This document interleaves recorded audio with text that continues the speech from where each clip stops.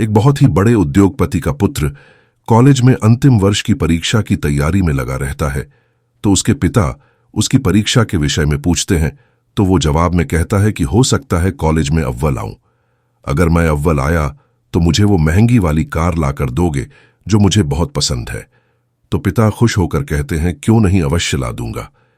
ये तो उनके लिए आसान था, उनके पास पैसों की कोई कमी नहीं थी। जब पुत्र ने सुना तो वो दोगुने उत्साह से पढ़ाई में लग गया।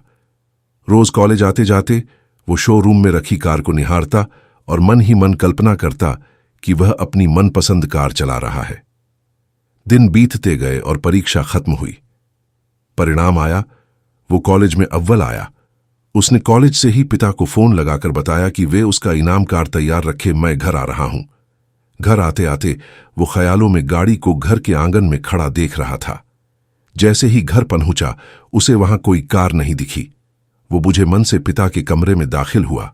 उसे देखते ही पिता ने गले लगाकर बधाई दी और उसके हाथ में कागज में लिपटी एक वस्तु थमाई और कहा, लो, यह तुम्हारा गिफ्ट। पुत्र ने बहुत ही अनमने दिल से गिफ्ट हाथ में लिया और अपने कमरे में चला गया। मन ही मन पिता को कोसते हुए उसने कागज खोलकर देखा।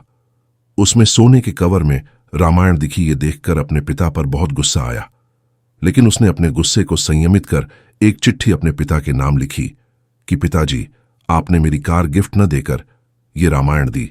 शायद इसके पीछे आपका कोई अच्छा राज छिपा होगा, लेकिन मैं ये घर छोड़कर जा रहा हूं और तब तक वापस नहीं आऊंगा जब तक मैं बहुत पैसा ना कमा लूं। और चिट्ठी रामायण के साथ पिता के कमरे में रखकर घर छोड़कर चला गया। समय बीतता गया। पुत्र होशियार था, होनहार था, जल्दी ही बहुत धनवान बन गया। शादी की और शान से अपना जीवन जीने लगा। कभी कभी उसे अपने पिता की याद आ जाती तो उसकी चाहत पर पिता से गिफ्ट ना पाने की खीज हावी हो जाती। वो सोचता, मां के जाने के बाद मेरे सिवा उनका कौन था। इतना पैसा रहने के बाद भी मेरी छोटी सी इच्छा भी पूरी नहीं की। ये सोचकर वो पिता से मिलने से कतराता था। एक दिन उसे अपने पिता की बहुत याद आने लगी। उसने सोचा, क्या छोटी सी बात को लेकर अपने पिता से नाराज हुआ अच्छा नहीं हुआ। ये सोचकर उसने पिता को फोन लगाया। बहुत दिनों बाद पिता से बात कर रहा हूं, ये सोच धड़कते दिल से रिसीवर थामे खड़ा रहा। तभी सामने से पिता के नौकर ने फोन उठाया और उसे बताया कि मालिक तो 10 दिन पहले स्वर्ग सिधार गए और अंत तक तुम्हें याद करते रहे और रोते हुए चल बसे।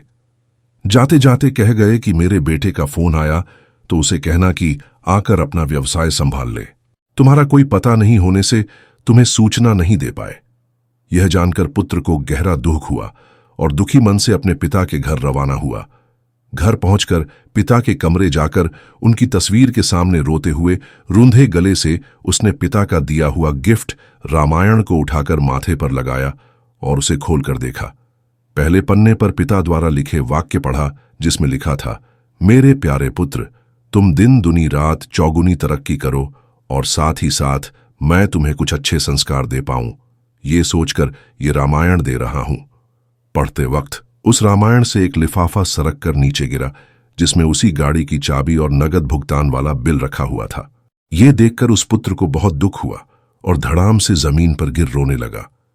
हम हमारा मनचाहा उपहार हमारी पैकिंग में ना पाकर उसे अनजाने में खो देते हैं।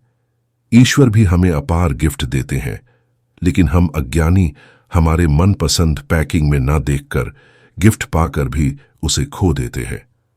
हमें अपने माता पिता के प्रेम से दिए ऐसे अनगिनत उपहारों का प्रेम से सम्मान करना चाहिए और उनका धन्यवाद करना चाहिए।